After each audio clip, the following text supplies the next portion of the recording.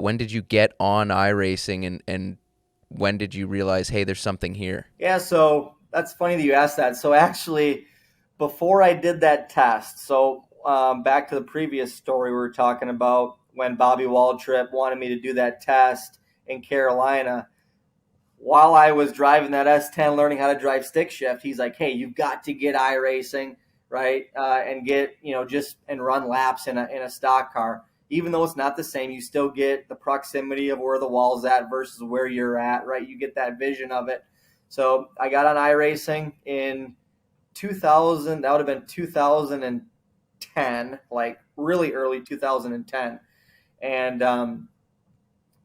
I bought this old steering wheel from a guy who did our ear molds. He was was a supplier of RE, and I Yep. was in his basement getting my ear molds done for that test. And he's like, "Hey, I saw that steering wheel sitting there." I'm like, "Hey, where do you get one of those steering wheels? I'm looking at getting into iRacing." And he goes, "Hey, you can have it for $100." And I'm like, "All right, cool." So I gave him $100, set it all up, and that is still the same steering wheel I'm using today. Yeah, crazy. So it's kind of a funny story, but yeah. So I started iRacing in 2010. It's hard to get going on there. There's a lot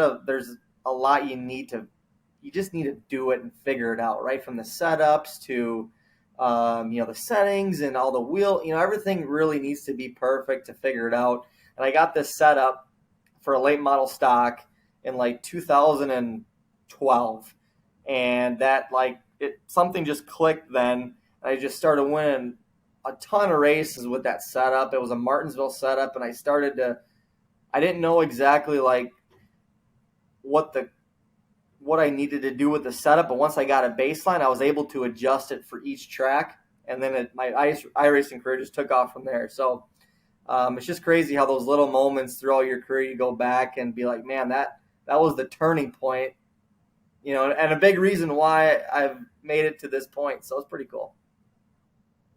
Yeah, you're certainly, it's iconic, your setup right Yeah, now. right. Like, you explain what you're working with. In this day and age after COVID, everyone's got three screens, killer computer, you know, giant force, giant direct drive Right. wheel, Formula One style pedals.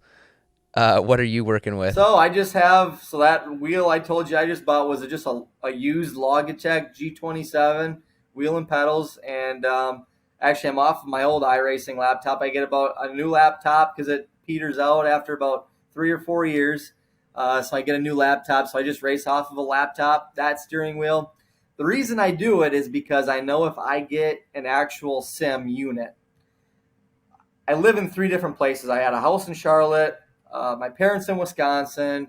I'm in Ohio now, and I've always been that way my whole career.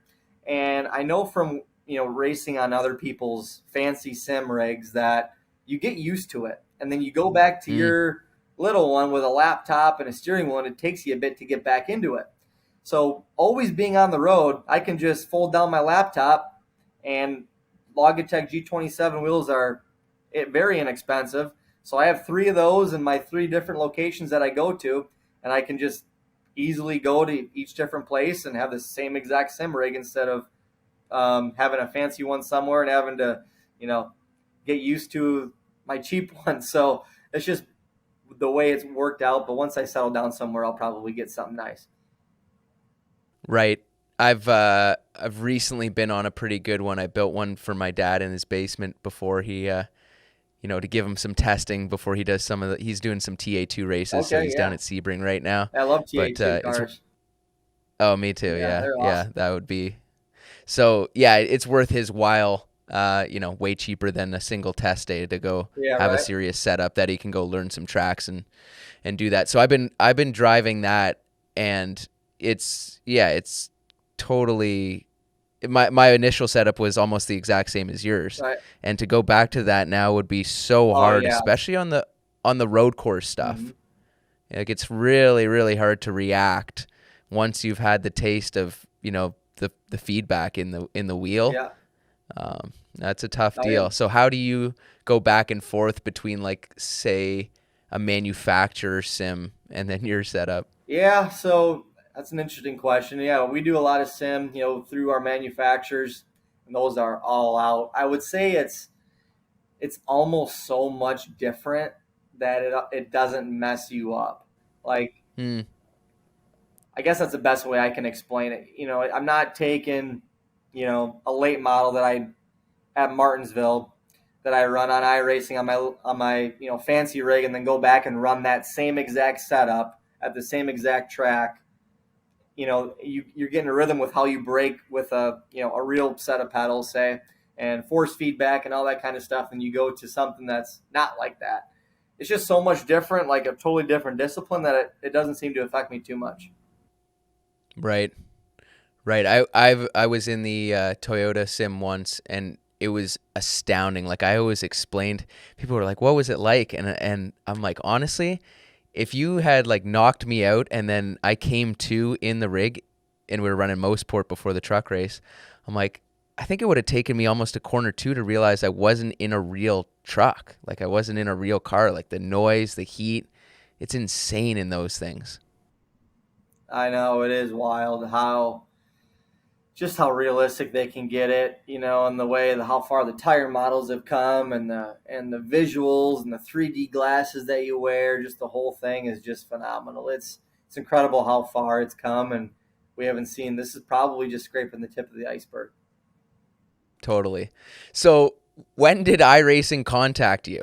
So Like at what point? yeah, so it was a big thing. Like when I was about to get to 10,000 I rating for you iRacers, it's kind of like at that time I was getting close, and it was like uncharted territory. And actually, one of my buddies from iRacing emailed them and said, "Hey, this guy's getting close to 10,000 I rating," and they responded back, and they almost thought it was just going to stop at 9,999.